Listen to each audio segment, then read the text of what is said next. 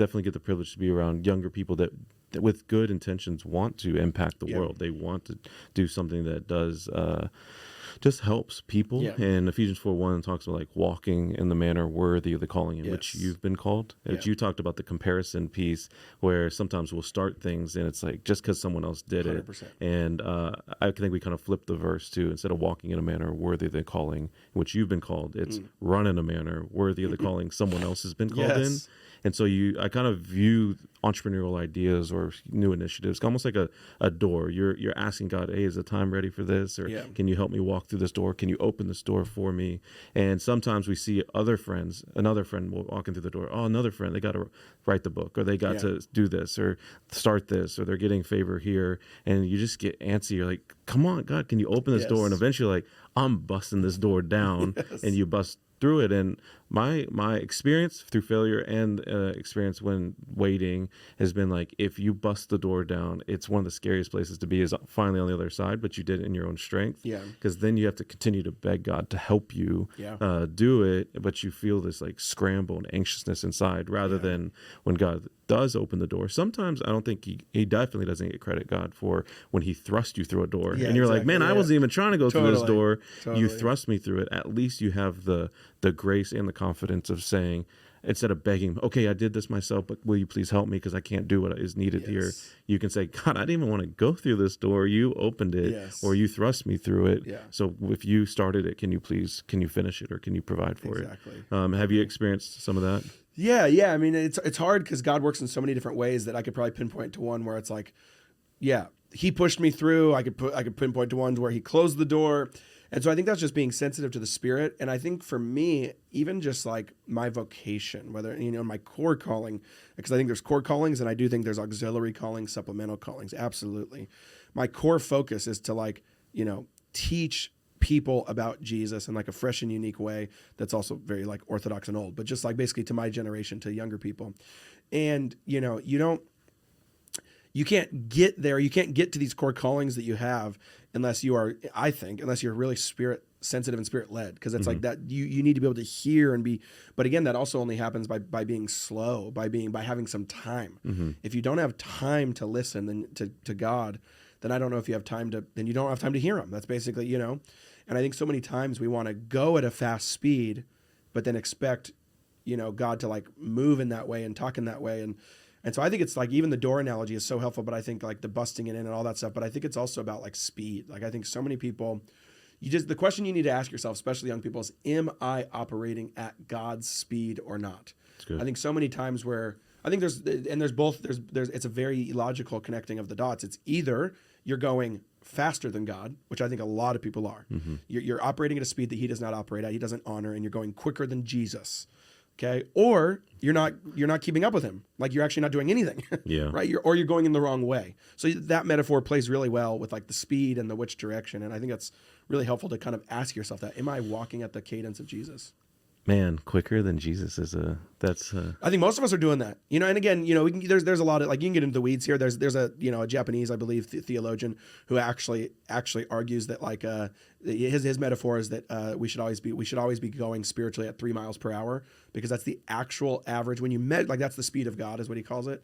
When you measure a human walking in a non-hurried way, meaning they're just kind of leisurely strolling in Central Park or down at whatever, it's about 3 miles per hour. And he's like, that is the spirit. That's the spirit in which Jesus walks. And so if you're walking 5 miles per hour, you're too fast. And of course, he means this as a metaphor. And if you're walking slower than that, then you're not keeping up with Jesus. And think about it. To be in relationship with someone, you need to be going at their speed. You can't talk with someone. You can't talk with someone if you're running and they're walking.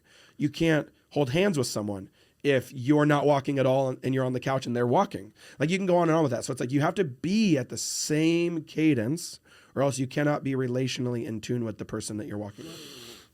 Gosh, there's so many directions. No, I know. Man, that's that. I love analogies like that. There's like, man, you're right. Relationships with anybody else wouldn't work this way. So why would you think it's going to work here? Exactly. You're also an enigma a bit in the sense that you have all these businesses launched very young and at a pretty fast pace. I mean, but you also are so intentional with your family, so intentional about your kids. Maybe that is why God gave you like this mutual kind of gift of, okay, I want to help families navigate this with what you're doing there. But also, lastly, writing to help with hustle. Because you are in this tension of like, you're one of the most hustled, grind guys I know. But I know you also really, really care about the pace in that relationship and operating at your best through it. Yeah, I mean, I think the point there I always try to make to people is there's a holy ambition. You have to understand what holy ambition is, which, by the way, the book of Nehemiah would be is the best example of this. We've written on this in Fighting Shadows. But ambition can have like sprints, like bursts of missional urgency. It's more just, are you actually running at a pace that's putting your soul at stake because you're sprinting for your whole life? Sprints are great when it's like the Olympics were a perfect example. You sprint for 100 meters. The people that are doing 4 laps around the track, which, what is that, the 1600? They're not sprinting, right? So it's like, it's knowing the speed is only... The speed has to match up with the race you're in or the moment you're in. And so we kind of liken that to seasons. And that has given me and Alyssa some specific principles where like we kind of call it 6 months or less, meaning you can't, because we're going all over the place, but I think this is also a true thing that's really relevant right now too, is like the spiritual formation is becoming so buzzword in Christian culture right now, Sabbath and all these things. And I'm on that team. I've been writing about that for 10 years. I have included a Sabbath chapter in 5 of my 6 books. So I'm team Sabbath. I'm team spiritual formation. But we are so on that like kick now of just like, that I think it's just like, we're just chilling. Like, go do something. Like, do you know what I mean? Like, I think we're asking, like, it's just, here's another way to put it. John, my buddy John Tyson nailed it. He said, too many young people are worried about burnout when they don't even burn yet. I'm like, that's good. Yeah. And that's 100% true. Yeah. It's like the 24-year-old that's asking like, oh, how are you going to honor my Sabbath? Like, come on. Come on.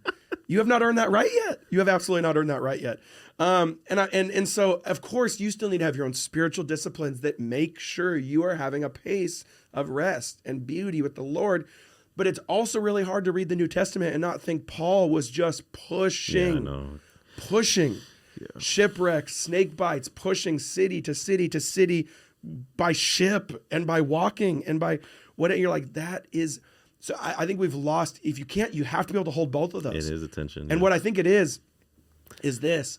I think we conflate soul energy with physical activity. Meaning I know people that can rock with some urgency in their physical activity and their soul is at peace and they are at rest because they're operating at the Spirit of Jesus. It's more it's an internal cadence. Your inner life, your inner self, is that Sabbath? Is that slow?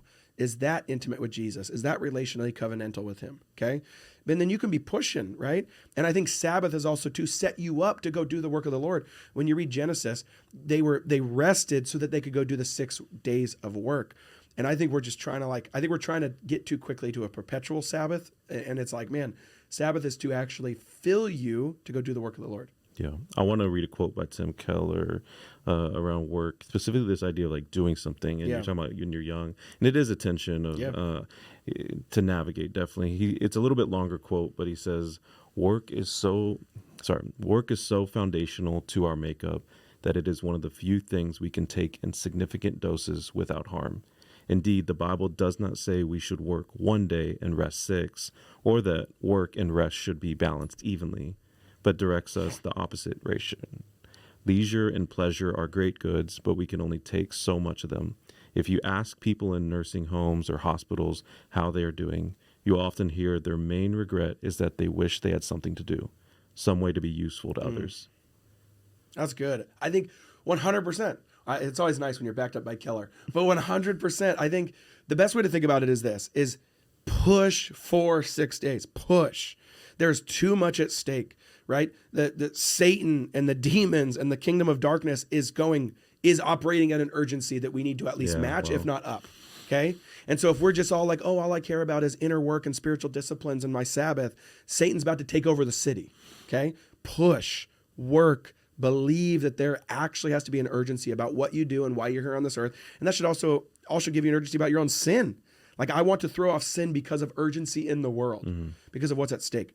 But then Sabbath well and Sabbath hard. So I'm that guy, man. I'm like, I push super hard for 6 days and then I rest super hard for a day. And it just, guess what? it just feels like that's how God created it to be. Yeah. When you're locked in that cadence and you nail it, when I nail it on a week, when and I don't mean like my, accolade wise, I just feel like, oh, that was the cadence that I was meant to operate at. Yeah. Inner life, outer work, rest, work, etc. When I nail it in that 7-day cadence, that 7-day rhythm, it's just, I almost laugh. I'm like, oh, it's as if God meant it to be this way, right? Mm. So I push, and then I feast and I celebrate and I have a cigar and I have the Jenny's ice cream and I play with the kids and I jump in the pool and I go on the rope swing and I do whatever, and then all of a sudden my heart's just full and boom, let's hit it another 6 days. Like that's what it is. You have to operate at that cadence, and I think you can't. And when you're building things and young people and stuff like that, you need to operate at that, or else I just don't think it's right. It's not the right pace.